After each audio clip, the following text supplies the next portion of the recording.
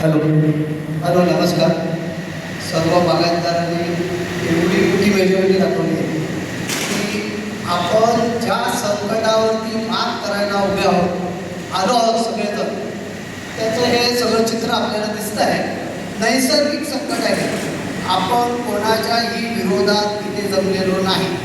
नैसर्गिक संकट आहे. आपण सरकारजवळ जायचं आहे, कलेक्टरजवळ जायचं आहे, तहसीलदारजवळ जायचं आहे, निवेदनं द्यायची आहेत आणि आपल्याला आपल्या ज्या काही तुम्ही सुचवणार आहात त्या मागण्या पुढे द्यायच्या आहेत. याच्यासाठीच हे चर्चासत्र आहे. सगळ्यांनी संयमाने बोलावं हीच माझी विनंती आहे. हे जे आंदोलनात्मक आपण या ठिकाणी जमलेलो आहोत, आपलं एक आंदोलन उभं करायचं आहे. आपल्या विचारांना कुठेतरी सरकारने दाद दिली पाहिजे. या पद्धतीचं वातावरण या ठिकाणी निर्माण झालेलं आहे. ही सुरुवात खरोखर 15 दिवसाच्या अगोदर व्हायला पाहिजे होती की त्यांना काहीतरी ते बघायला मिळेल. आपले पालकमंत्री आहेत, त्यांच्याकडे आपण ही तक्रार मांडली पाहिजे होती. आपण तहसीलदार आहेत, आपले कलेक्टर आहेत, यांच्याकडे आपण ही तक्रार निवेदनात्मक मांडायला पाहिजे होती. परंतु तसं काहीच झालेलं नाही. आतापर्यंत भरपूर आम्ही प्रयत्न केले होते याच्यासाठी. कशासाठी? आंबा बागायतदारांची एक सोसायटी निर्माण करायची, आपण एक दाद मागायची किंवा काय करायचं. पण तुम्हाला त्याला सांगितलं, शेवटी तुम्हाला एक पर्याय सांगतो. आंदोलन म्हणजे असं करायला पाहिजे की जसे घाटावरचे लोक अगदी लिटरच्या लिटर दूध होतात, टोमॅटो विकतात, बटाटे कांदे असे फेकत असतात रस्त्यावर आणि आंदोलन करतात. आपली तेवढी तयारी नाही, कारण आमच्याकडे जेवढे माल असतो. परंतु आपण सगळ्यांनी एक होऊन जर त्याचा सामना करायचा म्हटलं तर एक बोट आणि एक मूठ याच्यात फार फरक आहे. तर ही एकी आपल्यात असायला पाहिजे.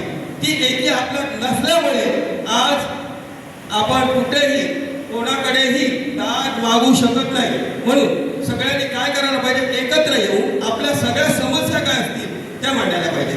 बघा, आपल्या कलमावर पहिला मोहर आला, आम्ही सगळे खुश होतो, सगळे खुश होते. कुठे जे कलम येत नव्हतं ते कलम यावेळी आलं. परंतु एवढं औषधांची फवारणी आठवड्याने फवारणी करावी लागते. लक्षात ठेवा, मी 16-17 वर्षाचा होतो त्यावेळी एक औषध, एक पावडरात्मक औषध होतं. मग ते आम्ही काय करायचो? एकच फक्त औषध मारायचो आणि अफाट आंबा काढायचो. पण आता नाना तऱ्हेचे घटक असलेली औषधं या ठिकाणी निर्माण झालेली आहे आणि ते औषध मारल्याच्या नंतर दुसऱ्या दिवशी लगेच तुडतुडा तयार होतो, लगेच ती खार पडते. आता तुम्ही मला सांगा, त्या औषधाचा जोड आहे, आमची चूक आहे की त्या निसर्गाची चूक आहे? तेव्हा कोणाची चूक न काढण्यापेक्षा आपण आता एकच करूया की या सर्वांवर काहीतरी आपण दाद मागायला पाहिजे. ही औषधं तुम्हाला सांगतो, बायर कंपनीचा, आम्ही कोल्हापूरला एकदा गेलेलो, बायर कंपनीचा एक मोठा औषध विक्रेता, बायर कंपनीचा, त्याने काय सांगितलं, तुम्हाला मी असं, तुम्ही कोकणातून आलं तर हो, कसं हो, तर तुमच्या भाषेवर मी ओळखतो. त्याने सांगितलं की बोललो, ही जी औषधं तुम्हाला जी आलेली असतात ना, आम्ही जी विक्री करतो औषध आहे तुमच्या देवगडपर्यंत जी येऊन पोहोचलेली असतात ना, ती कोणासाठी आहेत माहिती आहे? टोमॅटो नाजूक पीक, बटाटा नाजूक पीक, इतर भाज्या वगैरे हे नाजूक पीक, या नाजूक पिकांना परिणाम करणारी औषधं आहेत ती तुम्ही घेताय.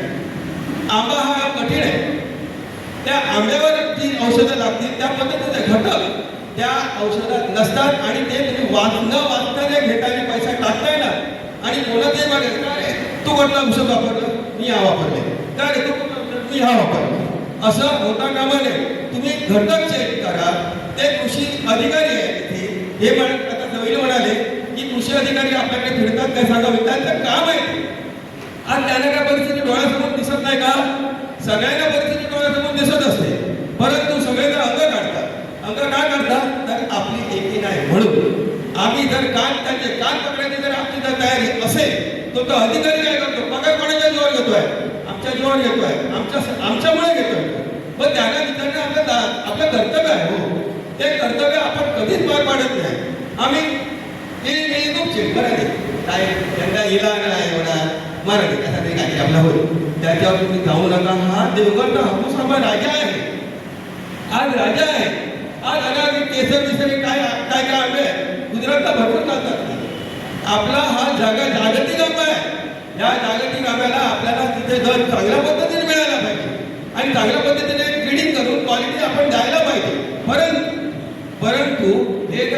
निसर्गाचं आसमानी संकट आलं तर आपण त्याच्यामध्ये काय करू शकतो, तर त्याच्यासाठी आपण काय करूया, एकत्र येऊया आणि ह्याची दाद मागूया, सरकारकडे दाद मागूया, कलेक्टरपर्यंत जाऊया, तहसीलदारपर्यंत जाऊया, त्याची दाद मागूया आपण. हे का नाही होत आणि एक लक्षात ठेवा, तसं जर सरकार जर कधी ऐकलं नाही तर हा हायवे वाढवला पाहिजे.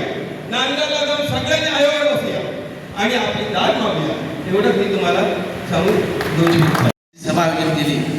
त्या सर्व आयोजकांचे मी एक बागायतदार म्हणून, तुमचा सहकारी म्हणून या ठिकाणी त्यांचं प्रथमतः मी अभिनंदन करतो. कारण खरोखरच मला वाटतं माझं वय आहे 35 वर्ष, पण मला वाटतं मला समजायला लागल्यापासून तरी आज तक आपल्या कोकणातला शेतकरी एकत्र कधी आलेला मला तर एवढ्या मोठ्या संख्येत आठवत नाही. खरोखरच ही सुरुवात आहे आणि सुरुवात करत असताना आपल्यासमोर खूप आव्हानं आहे.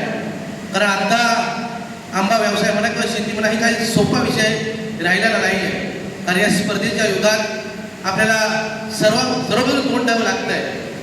कारण सध्या यावर्षी तर जे काही संकट आलं आहे हे नैसर्गिक संकट आहे. पण नैसर्गिक संकट असताना खरोखरच माझ्यासारखे एक छोटा किस्सा सांगायचं झालं तर मी तर आता माझ्यासारखी मुलं जी आता नवीन आंबा व्यवसाय करतायत, जी नवीन व्यवसायामध्ये सुरुवात केली आहे, तर एकंदरीत तो विचार केल्यानंतर आमच्या वडिलांनी किंवा आमच्या वडिलांच्या वयाच्या लोकांनी आंबा व्यवसाय करून जी काही प्रगती केली ती खरोखरच आज आपण सध्याच्या परिस्थितीत आपण आंबा व्यवसाय करून प्रगती पुढे करू शकतो का, हा मोठा आपल्यासमोर प्रश्न आहे. आणि ही जर परिस्थिती अशीच राहिली तर भविष्यात खूप मोठं म्हणजे कोकणावर येणारं भविष्याचं संकट आहे. पण हे टाळण्यासाठी आपण जी काळजी एकजूट दाखवला आणि त्यासाठी सन्माननीय आमचे मित्र डाबळे साहेबांच्या नेतृत्वात आपण सर्व एकत्र आलो. तर आपण मगाशी बोलले काका आपले की याच्यात कोणतंही राजकारण होता कामा नाही. आपण सर्व हे राजकारणाची पद्धत आपण बाहेर ठेवूया. पण आज आपण सोशल मीडियाच्या माध्यमातून घाटावर असेल किंवा बाहेरच्या राज्यात जे काही शेतकरी रस्त्यावर उतरत आहेत तेवढी आक्रमकता आपल्याकडे आली पाहिजे, तरच कुठे ना कुठेतरी याला वाच्यता फुटेल. कारण आपण एकदा किंवा दोनदा आंदोलन करू आपल्याला न्याय मिळेल असं मला वाटत नाही आहे. कारण शेवटी हे सगळं जे काही चाललं आहे ते कुठेतरी आपली एकी महत्त्वाची आहे. आणि एकी असताना मला असे बोलले की कमीत कमी मला वाटतं 80% आंबा बागायत ही बागायत आहे. एक विचार आहे किंवा आपण सर्वजण मार्केटची उचल करून ॲडव्हान्समध्ये उचल करून धंदा करत असतो. पण आज खरोखरच तोही एक आपण विषय घेऊया की जे काही दलालांचे जे प्रतिनिधी असतील त्यांना प्रत्यक्ष आपण इथे जवळ तालुक्यात बोलूया, काही तर वाटल्यास आपण तिकडे जाऊया की बाबा तुम्ही यावर्षी वस्तूच येऊन बघा. सर्वसामान्य आमचे बागायतदार आहेत, या वर्षी कोणाचे पैसे फिटले नाही तर तुम्ही जबरदस्ती करायची नाही हे आपण त्यांना ठामपणे सांगितलं पाहिजे. किंवा त्याच्यामागे आपण काही दुसरं पुढचं एक पाऊल म्हणून दुसरा आपण केला पाहिजे. कारण शेवटी आपलं मार्केट त्यांच्या आपण लोकांच्या हातात दिलेलं आहे. पण मग तो मुद्दा झाला की हमी भाव याच्यात जोपर्यंत त्याच्यात आपण आपला त्याचे यश मिळत नाही तोपर्यंत ह्या गोष्टी करणं कठीण आहे. तर हमी भावाचा हा विषय खूप महत्त्वाचा आहे की आपल्या बरोबर आपण कोकणच्या माणसं की जास्त भाव आपल्याला नाही आहे. मग असे बोलले की आपल्याला 5,000 पाहिजे, समोर आता आपले साहेब बोलले की 3,000 चालतील. एवढा अल्प समाधानी असलेला आपला शेतकरी आहे.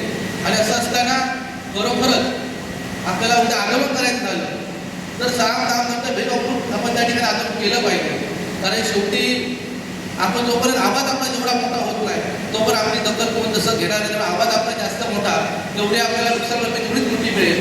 आणि दुसरा मुद्दा आहे सर मग असे बोलले की त्या करारावर बाबा आपण करतो तो विषय खरोखरच मोठा आहे. पण आता ठीक आहे, आता सीझन संपत आला, आता काय करार मला वाटत नाही. एखादा शेतकरी आता तर करार सांगितलं त्याला आपण बाबा करार करूया तो जो सहजासहजी तयार होणार नाही. तर तो म्हणणार तर माझं काय नाही किंवा काही आंबा बागायतदारांनी मार्केटचे पैसे घेऊन त्याला उचल दिलेली आहे, ते बागायतदारांनी व्यवहार काही पूर्ण केलेले आहे.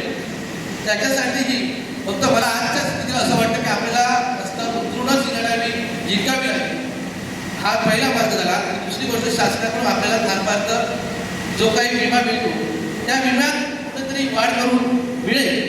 पण त्याच्या व्यतिरिक्त आपल्याकडे शासनाकडे मोठा काही भरपाई मिळणार नाही, हा माझा प्राथमिक अंदाज आहे. पण ठीक आहे, आपण जास्तीत जास्त त्यातही आपण प्रयत्न करू. आणि जेणेकरून जी विम्याची रक्कम आहे ती कुठेतरी ज्या आंबा बागायतदारांनी आपल्या सगळ्यांची माहिती डाटा तयार करावा लागेल तालुक्याचा आणि तालुक्याचा तारण्यात आल्यानंतर आपण कुठेतरी त्या प्रत्येक शेतकऱ्याला भेटून संकटला बोलू बाबा तुम्हाला जो काही विमा मिळाला आहे त्या भागात तुमचे पैसे पूर्ण केले त्याला तुम्ही काय असेल त्याला पैसे विमा त्याला द्या.